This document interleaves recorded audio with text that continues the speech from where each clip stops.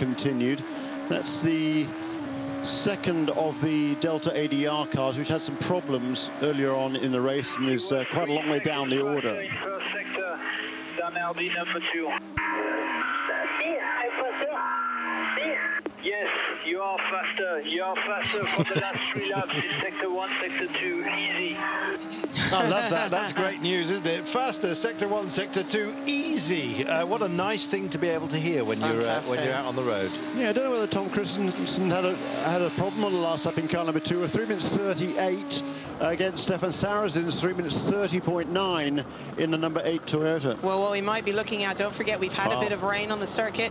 Earlier on, when the conditions were very, very slippery and a little bit mixed, Toyota was starting to lead this race. And now we've got funny weather again. We've got some wet patches around the circuit. Again, Toyota's a little bit faster. What does that say to you? I think that means perhaps that car handles a little bit better in these mixed conditions. You're absolutely right. And the funny thing is, I spoke to Rob Lupin, who is the team director at Toyota, just before the start of, just before the start of the race, just after the start of the race, and he said he wanted the conditions to be dry. He felt they were more competitive in the dry, not the wet. I said that's not what we've seen through practice and qualifying. It would appear that the Toyotas were more competitive in the trickier conditions. He said no. But what's funny is, what we've seen. I think most teams would say wet or dry. It's very rare you have a team even consider mixed. Yes. And I think suddenly, when the race started, I reckon Toyota sat back and thought, well, we've got a little bit of an advantage here.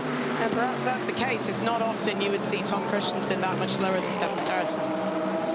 Well, it's been lovely working with you, Liz. I've got about 25 minutes left of our pairing. It's mixed match tonight, but just to let you know, while we've got a moment, Neville Hay and Chris Parsons will be coming in through the evening. Neville is known as Mr. Licorice. He has one of those voices that just bewitches. He's joined by Chris Parsons, who is knowledgeable about all things historic, of course, as well, from Le Mans. Be myself as well, with Damien Faulkner joining me throughout, and Martin will be back, I think, around about 4 a.m, although he's coming on in just about 25 minutes time, when I'll be taking a break and trying to get a little bit of a bite to eat. I might even just go and see some rock music, boogie, that kind of thing. No, do video it on your phone for us, won't you? All right, I'm not promising. There, the 39 car in for service, looking a little bit static just for the time being, and away. Nicely done. It's been static several times during this race, actually, as in revolving out on the racetrack. But at least it's been running steadily lately and keeping on the straight and narrow. Lovely to see the STP badge back again. Yes, writ large on the Murphy machine, and back out there you go. Only had the car for a year, but yes, some big ambitions as well as he goes. Yeah, they've had some little bit of problems as well earlier on in this race, so a little bit farther down the order. In P2, it's the two Oak Racing Morgan Nissans that are now running first and second again. 35 car Bertrand Baguette ahead of the number 24 car driven by the pole sitter Olivier Pla. About 2 minutes between those two cars. Simon Dolan currently the 3 minutes 30. That was the radio call there to Tom Christensen to say that Stefan Sarazin is lapping in a 2 minute 30 range. So again, interesting radio communications going on there. Back to the P2. Third place for Jota Sport. Fourth place for Pierre Caffer now in the Picom Racing Orica Nissan. Fifth place for Ludovic Badet in the number 46 Thierry by TDS.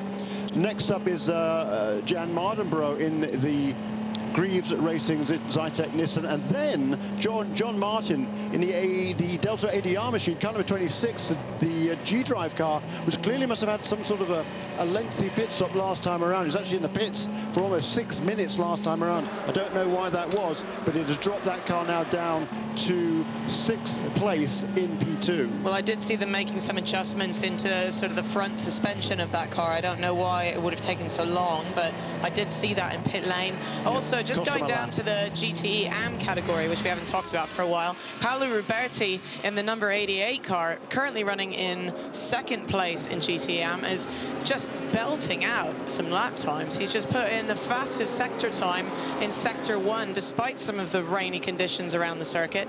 So I think he's on the chase, and I think it might be doable. I think you're absolutely right. Well spotted, Liz. And also on a charge is the car behind him on the road. That would be the other Porsche, the other Proton Run car, the Dempsey Del Piero entry of Patrick Long. That car had lost a lot of ground earlier in the race. Patrick Long, however, has been absolutely flying, and he's now up into third place on the lead lap.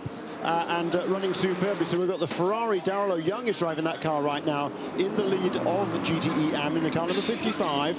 And then a gap of about, what is it, 20 seconds or 27 seconds back to Paolo Roberti, and then about another 12 seconds back to Patrick Long. And then Raymond Narak in the Imsa Performance Backwood car is in fourth place. 3:59.6 by Paolo Roberti. That is a stonking time right now, and he is definitely on a mission for that. We also just saw in the garage, we saw the rear deck of that Audi going back on the #1 car. So let's see if they're going to try and get out again. Hopefully it's going to work this time. He did actually already just exit. Just a quick Oh, there we go. In fact, we're on board with There we go. right now. There we are. Indeed. As if by magic. It's faster, going fast as well. We're going to Patrick Long, about who we just talked, just made a pit stop. It's from third place in the class in GTE Am. Great. I'm just going to try and catch up on what's been happening with the 96 car while we take ourselves a commercial break. Jamie Campbell-Walter is back on board. Stuart Hall presumably waiting in the wings. It's a lad that he is. We'll take that commercial break. Don't forget, we're on Twitter. You can find us, Liz Halliday, Jeremy Shaw Racer, or Carlton Kirby. You'll have to look for the spellings because one time. We'll take that break and we'll be back in just a few moments' time.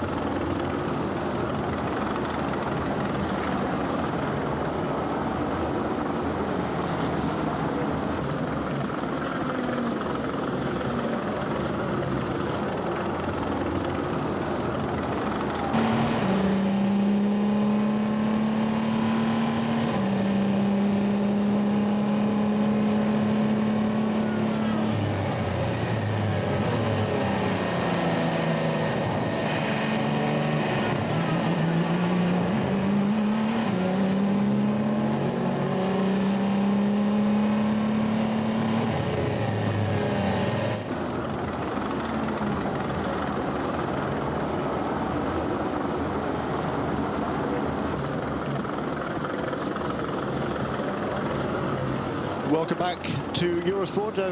Thanks to Andrew Howarth, who tells us on Twitter that the stop for the number 26 car was because the left side number light board wasn't working, so we're told. So thanks for that, Andrew. That's kind of you. That would explain the lengthy stop by John Martin. So he's actually in 7th place. I think I said 6th. He's in 7th place, and he's about 25 seconds or so behind Jan Mardenborough in the number 42 car.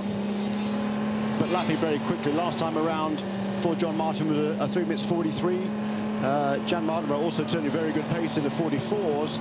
Bertrand Baguette in the 3 minutes 43 bracket as well. Most of the other guys in P2 lapping around 346 or 347.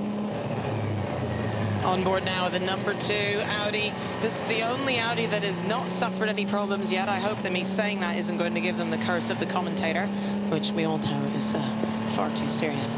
But yeah, Tom Christensen on board on this vehicle. He's definitely sped up now. Earlier we were seeing Stefan Saracen putting in times a lot quicker. They were seeming very confident on the radio, saying, don't worry, you're much faster in sector 1 and 2, easy. Well, I think possibly there was a little bit of a radio feed going on there from Audi, and they said, hey Tom, do you think you can speed it up a little bit? And he went, yeah, I think I can, no problem. Yeah, and now we're seeing a second a lap faster than Stefan Saracen. Yes, exactly. The wick's gone back up, and of course the great Tom Christensen is at hand. And the 2 car, you know what, you can't keep a they say you can't teach an old dog new tricks. Well, the old dogs are doing a trick performance at the moment, and the 2 car for Audi is absolutely flying.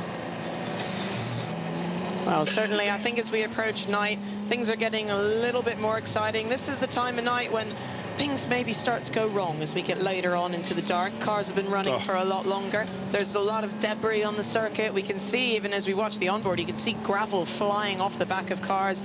It makes it difficult to ever go offline. And of course, what happens in sports car racing? You have to go offline sometimes in order to pass other cars. So what we get from that is punctures sometimes to the tires from the sharp bits of gravel. You get pickup on the tires, which the drivers have then got to scrub back off again. It gets trickier and trickier the longer this race goes on. Well, it's I've got to say, we kind of got our safety cars out of the way, it seems, a little bit early, and touching wood everywhere at the moment. Yes. Well, let's hope it continues like this. Greasy feeling with the tire, as if it's up to temperature. Copy, understood. Try and work it hard if you can. Keep pushing. A greasy feeling with the tyre, as if it's got a slow puncture. No, he said as if it's under temperature. No. Well, that's what he said. He said as if it's under temperature, and he said, yeah, copy that, work it harder. Yeah. And I think it's because it is quite cold out. Perhaps he got stuck in a bit of traffic.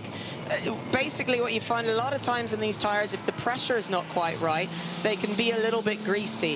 If it's too high or too low, especially in the rear of the car, it's a horrible feeling. So I think that's what probably the team is seeing it on their data, where the pressures are and the temperatures, and that's why they're telling him to work the tire harder. And what that would mean is go into a corner and really push it in, make the tire understeer a little bit sometimes. I'm glad you're here to translate. It sounded like Professor Stephen Hawking to me. But I'm used to radio chat. So.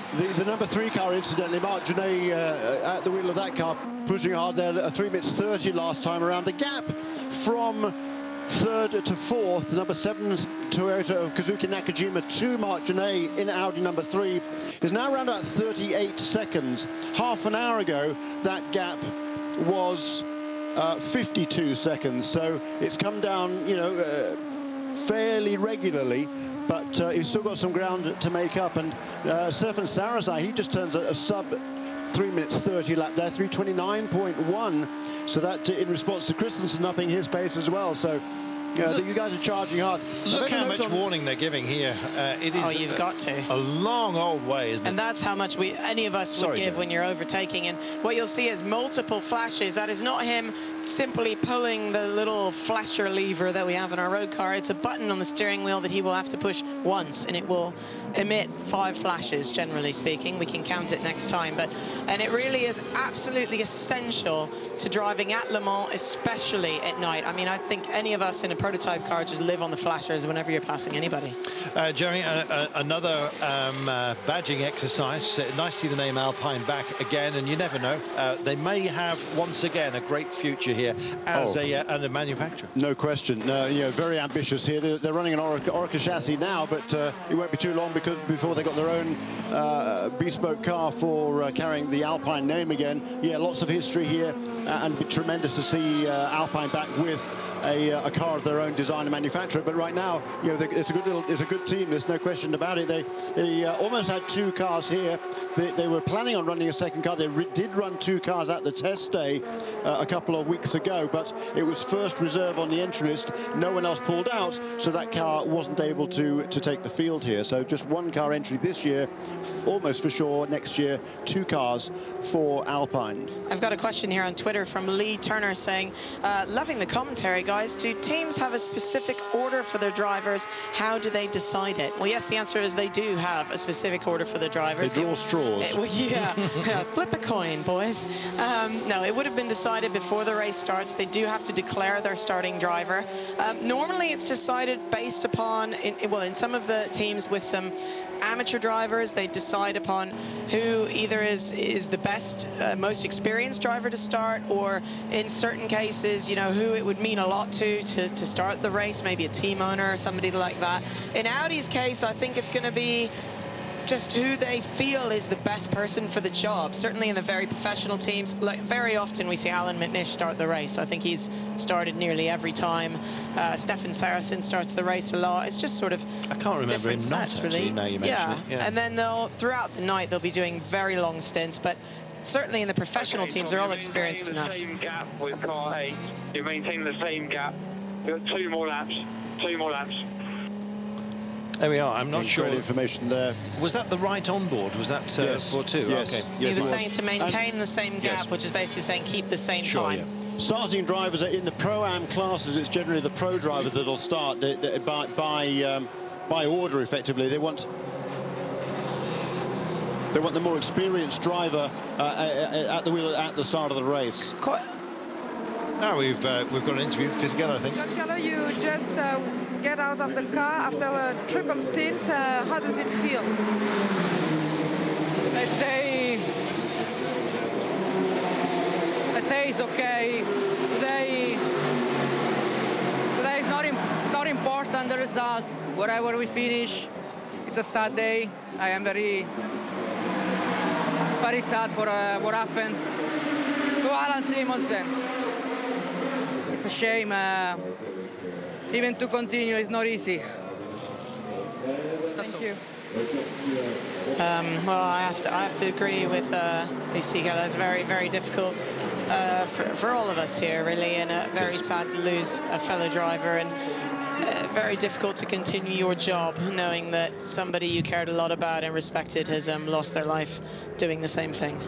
We've all been there, and it's very difficult. Doing something he loves. Incidentally, the family were consulted before the team decided to race on, and they're going to win it for him. No, I think that's what he would want, I think, and that's very strong for them to do that, and I think we'll see all of Aston Martin pulling themselves together and saying, today we're going to race the best we've ever raced. Absolutely. Yeah, I know it's certainly very tough for the other drivers on that team and various other teams as well. I know Richard Westbrook was pretty good buddies also with Alan Simonsen, so I know he's having a hard time out there motivating himself to get going. It's tougher for some than others, no question about it, but you know, that's the way racing's always been, I'm afraid to say.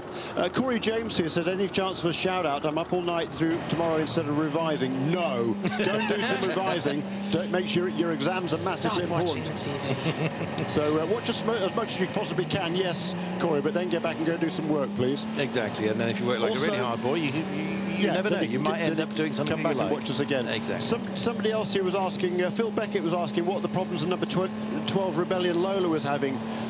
They just had a couple of niggles, I think. They're still, they're a lap or so behind the sister car number 13, driven now by Matthias Pesch. Nicola Prost is driving number 12 car now. They had a stop earlier on where they ran over some debris or had an off of some sort. They had to change the front bodywork on that car. So that cost them a little bit of time. There might have been another slight delay as well, possibly a puncture. That, I must admit, is conjecture. But the car's still running well in 7th place overall. And those Rebellion cars have done a really good job so far. They seem to be fairly reliable. Touching wood again, no curse of the commentator. Certainly a very good, strong team.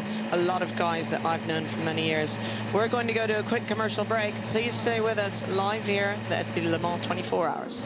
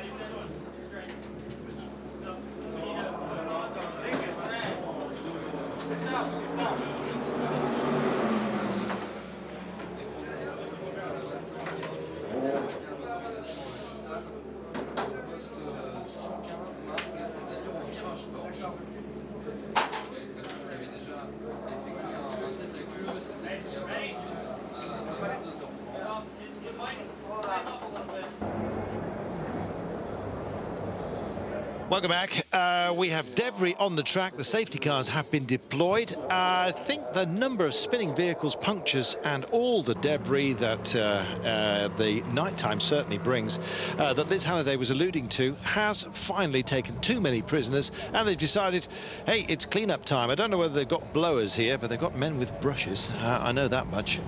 We will see. Debris has to be cleared. I don't think it's going to be the whole track, but maybe on some of the more focused areas. My guess would be there is somebody's hit something and there's something large in the circuit. There it is. There we go. Car 25 it is, that is embedded at the moment. Tor Graves on board. It was running in P2 and quite far back, I've got to tell you. Yeah. Penultimate from the end. Not a good day for Tor Graves. He crashed the car this morning through the Porsche curves. I think it's the Porsche curves as well, isn't it? It does. Tough to say from that one. It looked like it might have been. It's hard to tell, though. Yeah. The number 2 car was in the pit when the caution came out. Luckily, it was able to get out onto the track before the pits were closed there, so that was a bit of good fortune there for Tom Christensen. However, it has allowed Stefan Saras in Canterbury back onto the same lap as the leader, but he's stuck behind a couple of pace cars. So with these 3 pace car system we have here, he's still, you know, 3/4 of a lap down, but at least he's back on the lead lap. So certainly good news for very, very, very good news indeed for Toyota Racing and Canterbury Stefan Saras. I'm not sure where Kazuki Nakajima, actually he might be on the lead lap as well. Just have to wait. Depends where the pace car picked them up. Yeah. May well be. We'll see how that happens. 3 pace cars, 3 safety cars out there. Not an ideal system, especially when often it would be nice to compress the field and go racing proper again. So. But that's just us whistling in the wind, I think, because they're not listening. The wind's blowing the other way. As simple as that. And this has certainly handed a massive advantage to Bertrand Baguette for Oak Racing, car number 35. He's now at least 1 safety car ahead of the next 3 cars in P2. That would be Simon Dolan in car number 38, Olivier Pla in car number 24, and Jan Mardenborough in car number 42. They are all 3.5 minutes behind, which is kind of 1 safety car period behind the leader in P2. And then Ludovic Badet and John Martin, cars 46 and 26, they are farther behind as well. Car number 3 planning to come in. You can just see the Audi pit getting ready for him there. I'm guessing he's going to pit on this lap. It looks like they're ready and waiting for him. Here in the pits of the G-Drive cars, it looks like they're getting ready to pit one of their cars soon as well. You can see everybody putting on their helmets. And there are the cleaners. It looks like mostly gravel is debris, but maybe just so much of it. But I can't imagine they would safety car it just for gravel. Do you know what? Even on CCTV cameras, you can see there is an awful lot of gravel there. Yeah. There's always a lot of gravel at night, but maybe they just felt it was so much that it wasn't safe. A lot of spit, as they say. It looks like the entry to the Porsche cars, but I can't imagine that it would be. That doesn't seem right. Too often the same place on the same day. Oh, surely not.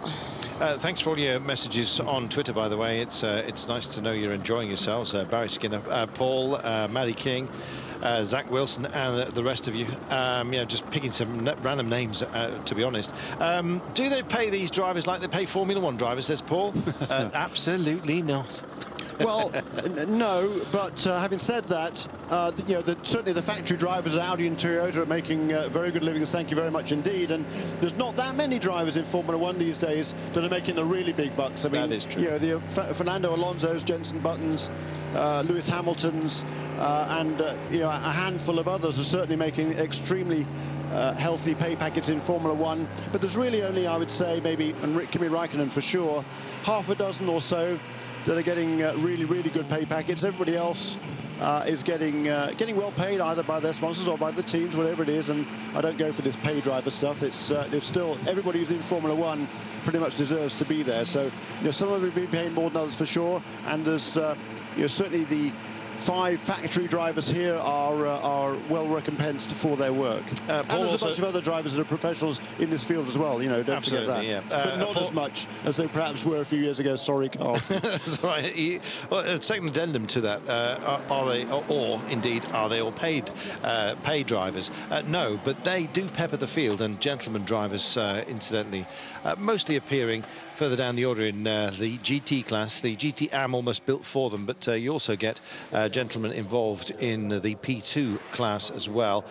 Generally, P1, it's decent pay packets and extraordinarily decent drivers, to say the very least. And we're looking at one right now. The 3 car is on the spin and in. I don't know what's happening here. That's not a good sign to have. I just wonder whether that's preventative, like an insurance stop. Well, you know, if the car's on pit lane, there's only 2 people allowed to work on the car. If they pull it back into the garage, you can have 102 people on the car. And there's no point now in going straight back out there, because if they just made a regular stop, they'd have to come to a halt at the end of pit lane until the next safety car comes around, and that's about 3 minutes worth. So if you've got less than 3 minutes worth of work to do on the car, by all means, pull it back into the garage, get him out and get him on again. You know, it looks like a strip down. They've got the back cowl is off, the front is coming off as well. There's a lot to do, clearly. Yeah. Luca de Grassi clambers behind the wheel. He's definitely belting in, looking ready to go. So let's hope this isn't going to be very long. I've got a question here on Twitter from Tracy Hall saying, great coverage today and all that's happened. Just wondering how many female drivers this year. I can tell you, Tracy, there are 2 female drivers this year. Natasha Gachnang in the number 43 Morgan Judd car, and Kiko Ihara in the number 28 Lola Nissan. Now, both of those drivers have done the race before. Kiko Ihara did not make it very far at all last year. They really didn't have a very good car. And Natasha last did it in 2010. Those of you that might remember the what was it, the Ford GT, wasn't it, that had the big fire with her on board out on circuit. So those are our 2 female drivers, but we'd like there to be more. Yes, indeed. And Natasha, she's a cousin of Sebastian Buemi. I did not know that. Didn't you? There you are. You're getting the whole thing. Dave Stowe, he says I'm sitting up through the night with my 8-year-old son, Aaron. I feel really, really sorry for you, little fella. But hey, if you're enjoying yourself, and it's a special day, and of course you've got the weekend to recover, I guess it's allowed, but special one only, provided you keep it here on Eurosport. You did get a mention, of course. Mandy B also asked, could you explain if any significant performance difference between 4-wheel drive, front and rear-wheel drives, or any disadvantages? Well, 4-wheel drive certainly has the advantages of traction on all 4 wheels, so that is definitely an advantage in wet conditions or inclement conditions. There's also, however, a weight penalty, generally speaking, which might not be as advantageous in the dry. Of course, that's not always the case. Front and rear wheel drive, yeah, they drive very, very differently. In front wheel drive, if you're about to spin, you stomp on the throttle, basically. If you're about to spin in a rear-wheel drive car, you generally lift off the gas. Those are 2. That's the kind of the easiest way to explain it. But yeah, there are big handling differences for the drivers, but advantages. Yeah, but virtually all race cars in the top levels are rear-wheel drive. But there's plenty of very competitive series that run front-engine cars as well, front-wheel drive cars as well. 8 car coming in. And in fact, pitting off second place here. So Tom Christensen's still out there, and on their marks. I don't think this is going in the garage. No, this looks routine to me, just trying to get it done under pace car, which completely makes sense. It does, but it is going to drop it, I think, back off the lead lap again. It might be able to. If I think it's probably just 1 pace car behind, so it might just be drop another pace car farther back, just put it about 3/4 of a lap down instead of a little bit less than half a lap down. But it was due a pit stop relatively soon in any case, so you're absolutely right, Liz. Yeah, it's definitely a scheduled pit stop for car number 8. This looks pretty routine to me, definitely. Yeah, no doubt. Following on from that, we've got Desmond Evans asking how long a stint is, because Giancarlo Fisichella said he's just done a triple stint. Well, a stint is basically 1 fuel stop. It's how long the fuel will run for, so that's what we call a stint, basically. It can be anywhere from about 45 minutes up to about 55 minutes usually, but that would be rare these days. Back a few years ago, they would be a little bit longer, but normally it's around 45 to 50 minutes, depending on the car and how long they can go on fuel. So I hope that answers the question for me. Great answer. And The Audis, they're doing 10, sometimes 11 laps per stint. The Toyotas are running 12 laps per stint. That as a result of the various, the fuel consumption levels of their respective cars. And they have different sized fuel tanks as well, just to complicate matters. We'll take a break, and it'll be Martin Haven back in the seat.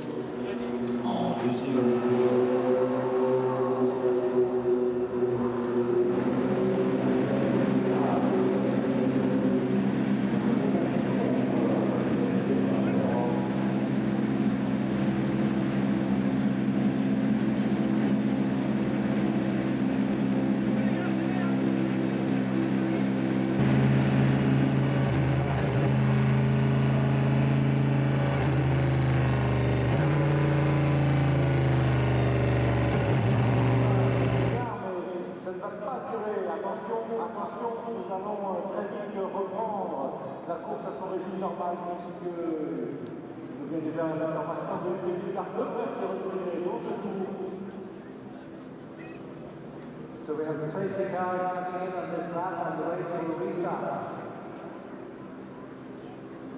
Donc nous n'avons pas eu d'autres nouvelles de la guerre numéro 25 avec le début, car en fait la récente de safety cars pour être débloquée sur la piste est un revenu donc très toilette et même si celui-ci repasse devant nous, on va vérifier si celui qui est côté de mur, voilà la scène, et voilà un peu ce qui revient.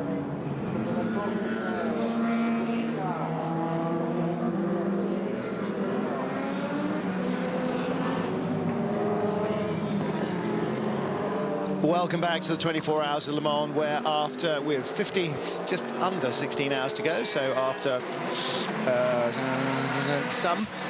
still Audi just clinging on to a tenuous lead. And I was thinking while I was having my dinner, and then there was one. Does that remind you of anything? A couple of years ago, Audi had disasters. Just one car was left early in the evening with two Peugeots, two blue and white cars chasing it. And the one car remained in front all the way to the flag. Now, this time, it's not the number one car that is the sole Audi, which is remaining healthy. It is the number two car. But Jeremy Shaw, car number one, and possibly, it seems, car number three now have suffered the same crankshaft issue. Number three there, just a little bit of whoopsie as the car was coming out of the pit lane. He ran up beside him and has just waved him back in front because, of course, we are in the yellow flags, although the safety car is due to come in this lap. Yeah, you can see how much gravel there was on the road up there at the Dunlop curves as well. I think perhaps that would have cost the number three car a lap again to the Toyotas that it was chasing. So, yeah, that was clearly an unscheduled start. I don't think it could have been the same problem that the number one car had. No, because if you've got a design problem with one car, it hardly ever appears on any of the others. So what?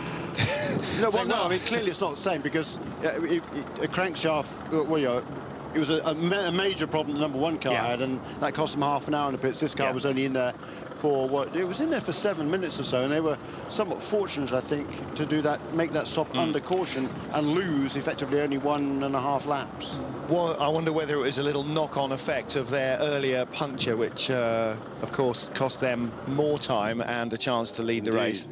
Lights out on the safety cars now, boys and girls. We are about to go green once more in the staggered, sort of randomly going green in different bits all over the track that they have here at Le Mans. With the Corvette right in front of us is a safety car. As you can see, the lights are off. Yeah, and away we go. This is out of Arnage. The safety car is pulled off, and Jeremy's scribbling furiously. So, third safety car? Fourth safety car, indeed. See, starting to lose track already. Yeah, that's why I make my notes. Indeed, indeed, indeed. 11:04. We go back to green, so that was sort of 15 minutes of. I did as well, but if they're going to throw safety cars while I'm at dinner, I'm sorry. Brilliant. Yeah, I know. So, unfortunately, Kazuki Nakajima did fall off the lead lap during that safety car period, and he is now on one lap down, therefore. 120 laps completed by car number 2, Tom Christensen, at the wheel of that Audi R18 e-tron Quattro. Kazuki Nakajima and Stefan Zaros in the number 7 and 8 cars, both now one lap down and separated by about 15 seconds, so probably a whole train of cars I think they would have been behind the same safety car. Yellow flag at Marshall's Post 55, which is... that is just on the approach to the second chicane. Yeah, we have them posted up in front of us because it's hard to remember. See the cars, the fast prototypes weaving through traffic furiously in a sort of way that's a little bit reminiscent of Daytona. Number 3 car is the second of the delayed Audis. GTE class Ferrari in front, and see how the Audi got. Did he get boxed in there, or did he let that other prototype go? What's that? Is that the Stracker? I think it was. Yellow flag on the approach to the chicane. We're on the opposite side of the track, rushing down on the public highway towards Maison Blanche, but nowadays, whoosh, sweeping right into the Porsche curves. And look at the way now that the Audi is going to car through these guys. In fact, that's not, it's Indianapolis. I misread my track there completely. But still on public highway as most of this lap remains. Of course, in the very first iteration of this, it drove right to the fringe of the town, right up to the river at Pontlieu, the hairpin there, and came back out of the city. And in fact, in that case, it was really right on the fringe of the city. Now it is actually deep in the city, Pontlieu hairpin. Now sweeping into these fabulously grippy and challenging Porsche curves. Funfair will come into sight. We were looking there at the 3rd place car in... Whoa, there goes number 57 car. That makes a change. Yeah. Who's driving it? Crone Racing Ferrari. Tracy Crone's at the wheel. Gosh, that's not now, again. Jeremy. Well, he's had a few offs, unfortunately, this weekend. A huge one on Thursday, so it's great to see him back at the wheel of the car. He hasn't had a couple of spins today as well, so it's not been a great week for Tracy Crone, but you know, they are soldiering on and doing the best they can in GTE Am. Incidentally, in GTE Am, we've got new leaders there. From a little while ago, Darrell Young was leading in the car number 55. He's lost that lead now. It's Porsche's 1, 2, 3 in GTE Am. And Paolo Roberti leads in number 88 car. The sister Proton car also entered under Dempsey Piero Racing. Patrick Long at the wheel. Just saw a report that the number 41 Greaves Motorsport car was stopped out on track. Tom Kimber-Smith, Alexander Rossi and Eric Lux's car. That's the Mike Gascoigne Caterham car. Just tumbling down the order as we speak, Martin. Yeah, they had problems earlier with that, some electrical problems, and Mike Gascoigne was in here talking about the hope they'd gotten behind them, but obviously not. Bumped into a friend of Darrell Young's last night at dinner. In fact, almost every car in the classes other than LMP1 is now shown as being stopped to the side of the track, so yet another technical glitch, I'm afraid, on our timing screens. Darrell Young, Vancouver-born, San Francisco-educated, Hong Kong Chinese, World Touring Car driver and occasional multiple winner of the 12 hours. First chicane, who went smoking on straight through it there? Do they appear beside us? They do not. 12 hours of Bathurst. And met his buddy Art last night, very interested in SRTs and getting them back to China somehow. We set the classes again, perhaps. We've got, it's still, Tom Christensen leads there for in P1 by a lap over Kazuki Nakajima, in car number 7. The sister number 8 Toyota, Stefan Sarrazin, about 18 seconds behind Kazuki Nakajima in 2nd and 3rd, both 1 lap down to the leaders. Then 1 lap down, farther lap down is Luca Di Grassi in car number 3. Matthias Besch 1 lap farther back in car number 13 for Rebellion Racing. Nick Leventis at the wheel of the Stracker Racing HPD, another lap back, actually 2 laps farther back in 6th place overall, and Nicola Prost 1 lap behind the Stracker car. In P2, Bertrand Baguette leads by about 2 minutes or so over Olivier Plas. That's the 2 Oak Racing Morgan Nissans 35 and 24. Jan Mardenborough up to 3rd place in that class and charging after Olivier Plas. Oliver Turvey, number 38 car for Jota Sport, 4th place in that class, and then the number 26 car, Mike Conway, at the wheel of the Delta ADR car, 5th place in P2. In GTE Pro, Bruno Senna leads in car number 99. He and Fred Makovecki just doing a stellar job at the wheel of that car, along with the Rob Bell, of course, the Englishman. That car is leading now pretty well by about 9 seconds over Peter Dunbrek in number 97 Aston Martin, and Richard Leitz in number 92 Porsche is about 56 seconds behind as well. So he, I believe, was caught behind a pace car during that last safety car period. You mentioned Nick Leventis, by the way, in 6th place, Straka Racing. During the safety car period, I had a chance to talk to Johnny Kane. He had a fantastic stint after taking the car over from Danny Watts. They've moved it up from 36 to 8th. Then, of course, all the P1 cars ahead of them started having problems, and Johnny's saying, we'll just let the race come to us now, because we hope all our problems are behind us, let the others have theirs, and who knows, tomorrow morning we might be at the top. Absolutely right. Also in GTE Pro, I noticed that number 91 car now, Timo Bernhard, that's a wheel of that. That's the second of the factory Porsches, the brand new Porsche 991 shelled cars. That is running in 4th place and is back on the lead lap with Bruno Senna, Peter Dunbrek and Richard Leitz in front of them. So that's finally we've got 4 cars back on the lead lap in GT. That battle, of course, was ruined in the first safety car period, where 3 cars were able to get ahead, one pace car ahead of it, one safety car clear of everybody else. But have we seen any other safety cars bringing battles back together? No. There have been lots of them. Unfortunately, yes, it does tend to be that order heads to chaos, and therefore more safety cars means more battles get broken up. Yeah, it really happens. Having said that, the number 26 car for Delta ADR, that did actually benefit from a safety car, because John Martin managed to close up within about 15 seconds of the lead, so it made up a significant amount of time. And when a caution did come out, he was able to make up that deficit. So, but it didn't. At least he's about the only guy I think so far that has benefited from a full course caution. Pit road visit for the number 1 Audi. Let's hope this is a regulation stop. If he hasn't done 10 laps, Jeremy Shaw, then we start to worry again about this number 1 machine. Do we? He's now 12 laps behind the overall race leader, so... Just to point out, incidentally, that we are not responsible for the feed pictures here at Eurosport. We take them from the host broadcast, same as everybody else who is watching it. And also, Chris Molyneux, we don't scramble the safety cars neither. We share your frustration, but they're not our fault. Nothing we can do, I'm afraid, about safety cars. Well, let's get down to the garage area. Let's find out what's happening. Shea Corvette. Tallest man in the team is Ollie Gavin. Oliver de Nat did start. It's still a long way to go. What is the situation for you now? The situation is okay. You know, we are doing our race, and it's going okay, I suppose. The weather was very difficult earlier on. We had a little bit of a problem just then, because when the prototype car crashed in the Porsche curves, he dragged a lot of stones on, and we unfortunately got a puncture. So we had a left rear tyre going down, so the team saw that. So we had to come in just before the safety car did to change that, and we also changed driver at that point. And it's, yeah, you know, we just can't seem to catch a break at the moment.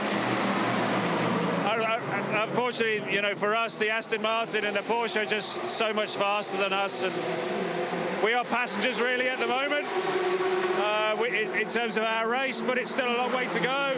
We'll keep running our race and see what we can do, see what we can pick up, and, you know, plenty can still happen. When will you still be back on car? I'm sorry? When will you be back on car?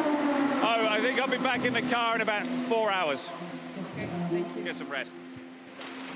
Thank you, Ollie Gav. Let's hope he can find a bed that's long enough. Here is the Grease Motorsport number 41 Caterham sponsored car. Any evidence of Mike Gascoigne? Very easy to spot. He's in Caterham green, changing cooling ducts and all sorts of bits and pieces on the front end of that car. Just a couple of thoughts. If you want people mentioned on air, we can't spend all night long doing it, because there is actually a race going on, but Damien Patel, mention your grandmother's watching with you and loving Le Mans. If you mentioned her name, we'd give her a shout. And James Wood, mention your wife's name occasionally when asking for a shout-out for her as well. Simon Le Bon didn't ask for a shout-out, but gets one because he likes motor racing, Le Mans and yachting. And I think by all accounts, that probably makes him a good egg, even were it not for the fact that my 10-year-old son loves Duran Duran's back catalogue. So... It's funny, isn't it? The people who sort of pop up at big events like this, who you've got no idea are basically secret motor racing anoraks, and that's always good fun to see as well. We discovered tonight from Mike Gascoigne that he's a round-the-world sailor. He sailed the Atlantic single-handedly, and in November he's going to do the Bahamas again. See, now, if you followed at Mike Gascoigne on Twitter, you know these things. Right. We're going to take a quick commercial break, and it looks as though the Greaves Zytek is just about to head back out on track. Stay with us live on Eurosport wherever you are. We're here for you too, because we care.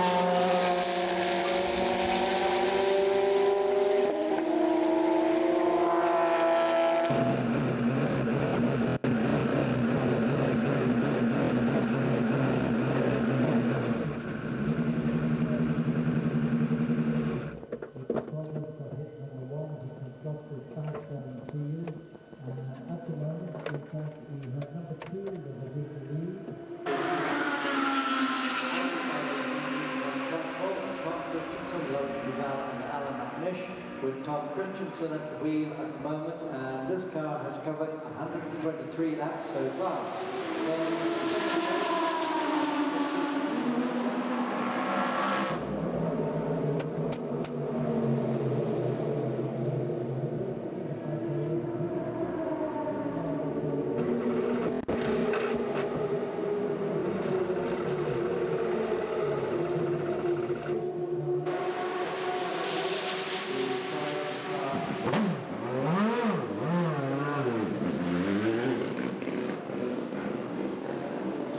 Busy time at Greaves Motorsport, 1 in, 1 out. Well, now 2 out as the number 42 car follows its teammate out onto the track. But this is Jan Mardenborough.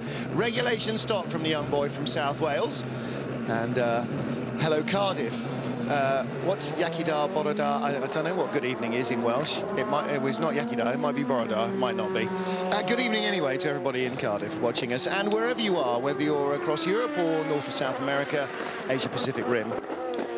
1 minute 24 second stop there, so a little bit longer than usual for Jan Mardenborough there, but he's going to be on the cusp of going a lap down, I think, to the leader in P2. We'll have to wait until they come around to the next timing loop to find out whether that is indeed the case. It's still Bertrand Baguette who leads by about a minute, a bit over a minute from his teammate Olivier Pla, who returned some very quick laps in the car number 24. Mardenborough, I think, still remains in third place in the class, ahead of Oliver Turvey in car number 38 and Mike Conway in number 26.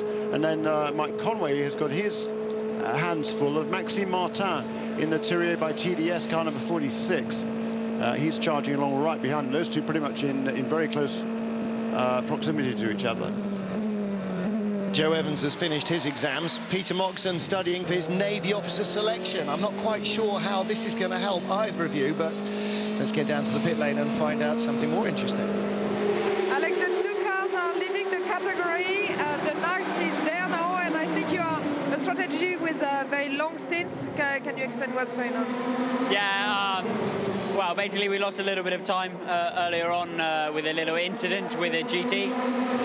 So now in the night, me and Ollie are going to do 4 each to try and bring back the deficit if it's all possible. We're going to see how we get on tyre mileage, but definitely leaving the drivers in to hopefully build some speed and drag the gap back a little bit. Were you able to sleep a bit? Because I think you will be back in the car in 2 hours doing a 4-stint relay, so how do you feel? Yeah, I feel fine. Yeah, I managed to get my head down for a few minutes, but I can't really sleep until it's properly dark, and when it's properly dark, I need to be in the race car, so I'll try and get some shut-eye in after the next one. Thank you. Question, Jeremy Shaw, about driver stints. In fact, we've had this 2 or 3 times, and I'm glad to try and answer these questions for people that are new to sports car racing or new to Le Mans, and also for those of you who have seen a lot of Le Mans, if you have got really technical questions, again, we'll try our best. Very straightforward. Length of stints. We've heard about drivers doing triple stints, 4 stints, 5 stints. Is there any maximum time, Jeremy Shaw, Mark Cole, that a driver can spend in the car? A maximum cut-off in 1 stint? Mark? I'm just going to have a look at 4 hours, isn't it? You've sprung, I think it's 4 hours. I think so. Yeah. And sometimes a 5-hour stint will get right up to that mark. I think there is... By regulation now, you have to have 3 drivers. But is there a minimum one has to do? 90 minutes or? I'm not sure there is. I'm sure there is, yes. Yeah, and it's several hours. I honestly don't know. I'm not a must have been. I'm not a WC regular these days, but I am fairly sure you can't do anything more than 4 hours in any one time behind the wheel. Generally, we talked about this a little while ago. Actually, the definition of a stint is how long the car can go between fuel stops. The leading Audi generally is running 10 laps between fuel stops. That would be, we would describe that as 1 stint. So if you do a quadruple stint, that's 4 stints in a row. That's getting through 4 full tanks of fuel before he hands over to the next driver. And that generally takes around about 3 hours now, a little bit less than that in the top prototype cars. The Toyotas, they're running 12 laps on a stint of fuel. Right, I can actually give you the official line now. Drivers, obviously a minimum of 3 in the cars. A driver may drive no more than 4 hours in any 6, and no more than 14 hours total in the race. No more than 4 in any 6? Yeah. That's interesting. So you can't get out, put your gentleman driver in and get straight back in again. Right. Basically. So you've got to... I mean, it would be tough to do 4 hours, stick somebody in for a stint, get back in and try and do another 4 hours. That would be really hard going. But we are aware of a number of teams that are planning to just get the minimum time for their bronze driver, which we believe is 3 hours. Can't confirm that. We did ask this question last year, never got an answer from the ACO. Just one other thing about driving in time. The last lap you must complete within 6 minutes, else you will not be classified as a finisher. Patrick Dempsey of this parish, well-known racing driver who apparently has a television career of some kind as well. I'm not being facetious, but he was talking just the other day about how if he could afford to give up acting and become a full-time race car driver, he would do it in a heartbeat. This guy's not playing around. He has spent, Jeremy, a lot of time getting up to the sort of speed that's required to be respectably quick at Le Mans, and he's done a good job at doing it. Works very hard at that. If you saw that picture, he was the guy who was talking to was Greg Cates, who is his crew chief, team manager in the United States American Le Mans Series. Greg Cates spent many years. For us flying Toyota, we catch a lot of glass, sand, dust, everything. Circuit very dirty, and I think I'm going to not dig into the cooler. Yeah, that's Tom Christensen. He's just straight-lined the first chicane. That's what they're talking about. I think he thinks he's picked up something there, so we'll see how that's going to develop. We just had a message flashed up that car 2 had gone straight on at Marshall's Post 42, which is the Forza chicane. And that, of course, is the race leader. Also, the car that set the fastest lap of the race in the hands. It says Tom Christensen. Yeah, I thought that was Loic Duval. It was Loic Duval. It reflects who's currently in the car rather than who set the time. Correct, and that's almost a full second quicker than Loic Duval's fastest race lap from last year, which was a 3 minutes 24.189. He did this earlier on lap 86, 3 minutes 23.269. The race lap record on this configuration, also set by Loic Duval. That was in the R15 TDI Plus back in 2010 as a 3 minute 19.074. But back then, they had a lot more horsepower than they have now. Yeah, much bigger engines, of course, as well. We're down. Yep, now down to 3.7, aren't we? Yeah, from 5.5. Yep. So, number 47 LMP2 car gradually climbing up the order, isn't it? It's knocking on the doors of the top 10. Alexander Imperatori at the wheel. We had a Murphy moment a little bit earlier on there as the Murphy Motorsport car.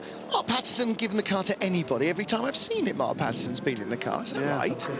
It's rather greedy of him. Brendan hardly back in it now, and that car's certainly been running some very competitive laps. They've had a few little niggles as well, so they're running outside the top 10 in the class, but still running pretty strongly. And another question, we had one earlier about lights on cars. Let's start at the very front. Yellow headlights, GT car, white headlights, prototype car. How bright they are? Jolly is the answer, but in lumens or candle power, couldn't tell you. You'd have to go and ask a team member. On the side of the car, on every car's door or side panel, are 3 lights. And if they have 1 light illuminated, they're first in class, 2 lights illuminated, second in class, 3 lights illuminated, third in class. Very straightforward. For this car particularly, they will be orange because it's in the GTE amateur class. If it's a GT car, i.e. a road-based car in the pro class, it'll have green lights on the side. If it's got blue lights on the side and it doesn't look like anything you've ever seen before, then it's an LMP2 car.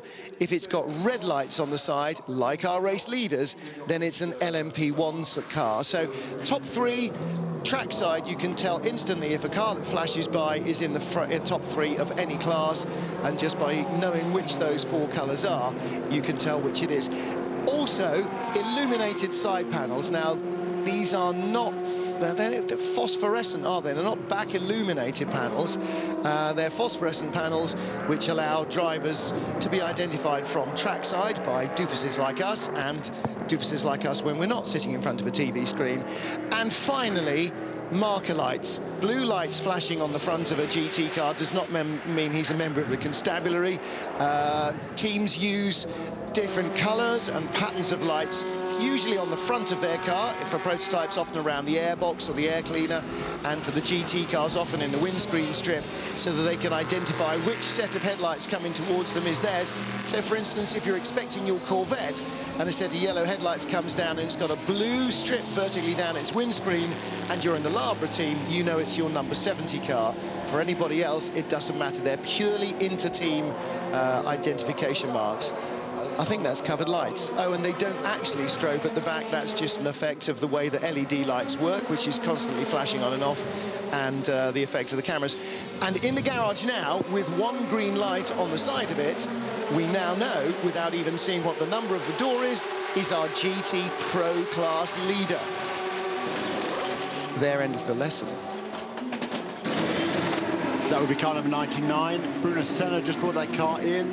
And that was Rob Bell climbing aboard, wasn't it? I wasn't really paying attention. I think it was, presume it was Rob Bell climbing aboard number 99 car. That is just relinquished the lead in the class to Peter Dumbrick in the number 97 car. So, yeah, sister car, absolutely. So they're running slightly different strategies there. Can't see it now. Is that baby Bobby Bell? Yes, I think, yes, it is. Yellow helmet, and it's not Danny Watts. That means it's Rob Bell. Lewis Hamilton. Was another question, actually. So a lot of people have asked, why do the 2 Toyotas have different shaped roof vents? I know.